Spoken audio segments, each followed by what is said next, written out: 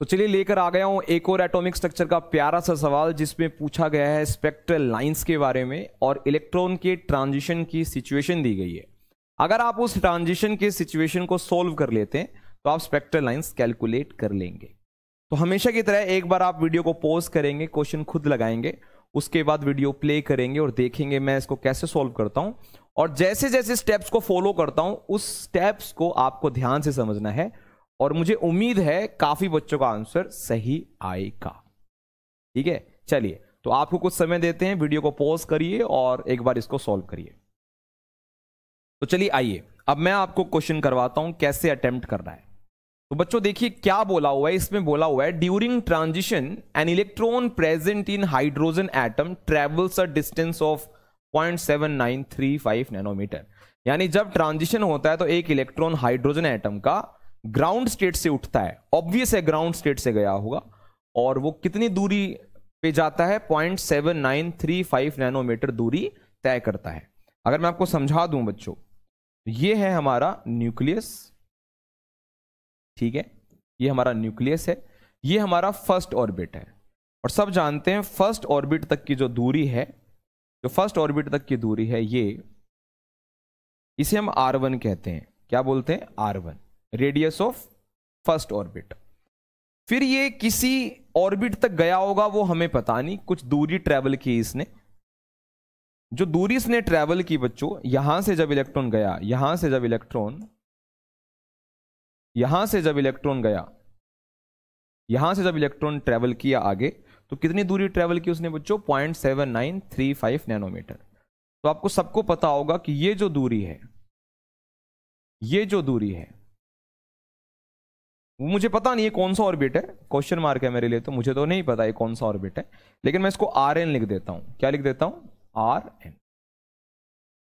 अगर न्यूक्लियस से यहां तक की दूरी RN है, न्यूक्लियस से यहां तक की दूरी बच्चों RN है, और न्यूक्लियस से फर्स्ट शेल की दूरी R1 है, तो अगर मैं RN में से R1 माइनस कर दूं तो ये डिस्टेंस ट्रेवल्ड आ जाएगा, इलेक्ट्रॉन यहां से यहां कितनी दूर गया।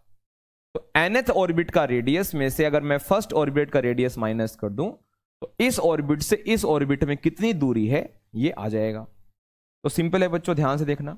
अगर मैं रेडियस ऑफ nth ऑर्बिट में से फर्स्ट ऑर्बिट का रेडियस माइनस कर दूं तो वो आ जाएगा 0.7935 नैनोमीटर। अब हम रेडियस का फॉर्मूला रख देते हैं। हमें बोहर मॉडल में पता है कि रेडियस ऑफ nth ऑर्बिट का क्या फॉर्मूला होता है, मुझे बताइए।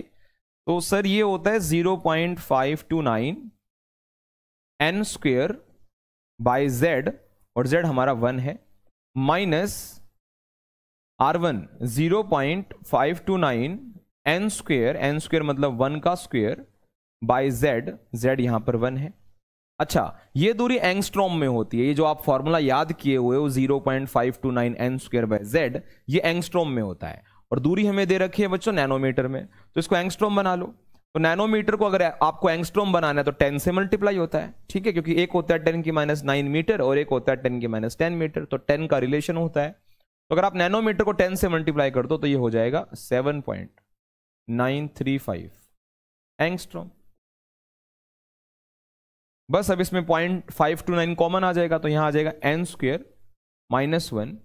अच्छा, 0.529 जो कॉमन लिया है बच्चों वो 7.935 के नीचे पहुंचा दो। आइए 7.935 के नीचे बच्चों ये आ जाएगा 0.529। इसको सोल्व करेंगे, इसको जब आप सोल्व करेंगे तो लगभग देखो नेचुरल नंबर आना चाहिए, नहीं तो राउंड ऑफ करके नेचुरल नंबर ले आना, क्योंकि n जो होता है ऑर्बिट नंबर होता है और वो परफेक्ट नेचुरल नंबर होता है। तो ये अगर आपने सोल्व किया तो लगभग ये 8 के आसपास है, 0.5 है, तो लगभग ये आंसर 15 हो जाए। और जब मैं 1 को उधर लेकर जाऊं, जब 1 को बच्चों उधर लेकर जाऊं तो ये 16 हो जाएगा।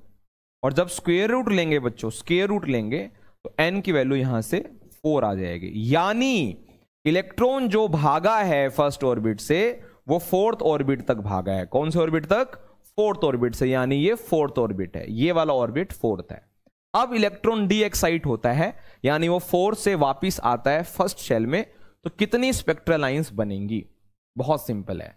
तो आप मुझे बता दो बच्चों, स्पेक्ट्रल लाइंस का फॉर्मूला क्या होता है? स्पेक्ट्रल लाइंस का अगर मुझे फॉर्मूला लिखना हो तो क्या लिखें? सर अगर आपको स्पेक्ट्रल लाइंस का फॉर्मूला बताना हो तो बहुत सिंपल होता है sir, N2 minus N1 higher shell minus lower shell into higher shell minus lower shell plus 1, ठीक है, डिवाइडेड बाय 2। तो आप मुझे बताइए कि हाइयर शेल कितना है? हाइयर शेल अभी आपने निकाला 4 माइनस 1, यहां आ जाएगा 4 माइनस 1 प्लस 1 डिवाइडेड बाय 2। इसको आप सोल्व करेंगे तो बच्चों ये 3 और ये 4, 2 2 जा 4, 3 2 जा 6, हमारी 6 स्पेक्ट्रल लाइंस आ जाएंगी। तो मुझे उम्मीद है कि आपको ये क्वेश्चन समझ में आया होगा कैसे सोल्व करना है। तो सबसे पहले हमने ये डिस्टेंस निकाली जो कि 0.7935 नैनोमीटर दे रखी थी। तो मैंने क्या किया, nth ऑर्बिट के रेडियस में से फर्स्ट ऑर्बिट का माइनस कर दिया तो ये दूरी आ गई, उसको इक्वेट कर दिया तो मुझे n का पता लग गया। मुझे ये पता लग गया कि इलेक्ट्रॉन 0.7935 नैनोमीटर कवर करके कौन से ऑर्बिट में पहुंचा, फोर्थ ऑर्बिट में। और जब इलेक्ट्रॉन डी एक्साइट हुआ 4 से 1 में जब डी एक्साइट हुआ तब मैंने स्पेक्ट्रल लाइंस का फॉर्मूला लगा दिया और इसका आंसर 6 आ गया। इसको आप नोट कर लीजिए, बहुत सिंपल सवाल था, नोट करिए।